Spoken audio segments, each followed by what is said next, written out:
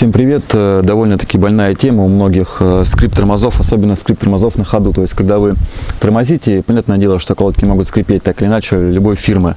Но на ходу конкретно скрип, он может возникать из-за того, что направляющие не смазанные, забитые грязью. То есть, колодка вместе с цилиндром плохо возвращается обратно.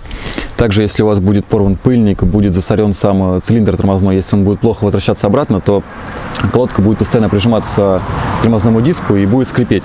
Но конкретно на ходу, если у вас исправные направляющие, если у вас исправный тормозной цилиндр, если он возвращается обратно от руки, если, в общем, все отлично с этим, если у вас хорошие диски, вот вы все проверили, и все отлично, все нормально, но тем не менее на ходу присутствует писк. Вот как бы основная одна из причин, то есть в моем случае это очень веская причина оказалась. Она как в отечественных автомобилях, так и в импортного производства вполне может присутствовать, потому что система сделана одинаково. Вот есть скоба такая, она крепится к ступице. Сюда крепится скоба, которая закрывает колодки. Вот направляющие суппортов. То есть вот она колодка тормозная. Сейчас покажу. Вот таким образом она вставляется. Сейчас. Вот так. Здесь тормозной диск проходит. Здесь прижимает ее цилиндр. Цилиндр прижимает колодку к тормозному диску. Возвращается обратно немного. Но здесь вот появляется выработка. Вот такого рода выработка. Сейчас даже покажу как-нибудь точнее. Вот именно здесь. Вот эта выработка, она, если посмотреть в таком профиле, имеет как паз углубление. То есть колодка, когда находится здесь, тормозная, она плохо возвращается обратно. Цилиндр ее прижал, она попала в этот паз, закусила, и все. И на ходу у вас получается такая вот вибрация, что колодка касается диска. Вот тут есть выработка, здесь. Ну, в основном вот здесь, в этом месте, просто здесь работает как раз цилиндр.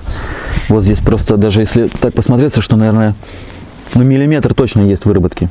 Причем выработка как у углубления. То есть колодка там села и сидит на одном месте. Ее цилиндр прижал, а назад она возвращается очень туго. И поэтому на ходу колодки будут скрипеть. Просто проверенная такая тема. У меня новые диски стоят, потому что я их менял из-за вибрации.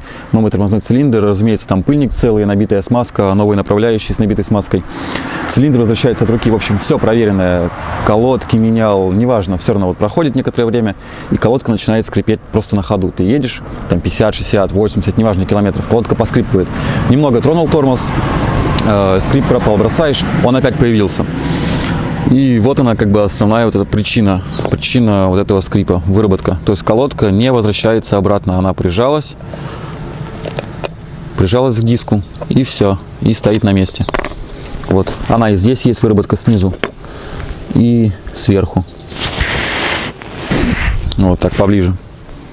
Вот она, и вот здесь. Вот цена вот такой запчасти, например, ВАЗ-2108, 650 рублей, ну 500, 600, 700, для вентилируемых дисков там 800-850 рублей. В общем, причина очень веская, как на мой взгляд, потому что было проверено все, а вот здесь уже потом начал зачищать, нашел вот эту раковину. В такой степени, с такой выработкой, получается, при исправных вообще всей тормозной системы, из-за вот такого механического повреждения будет скрип тормозов именно на ходу. Колодка не будет возвращаться, она будет подтирать постоянно, будет скрипеть, будет образовываться пыль, и в дальнейшем даже при торможении тоже будет скрипеть. Это тоже одна из причин может быть. Но самое главное, что на ходу теперь не скрипят колодки. То есть они нормально возвращаются обратно и скрипа нет.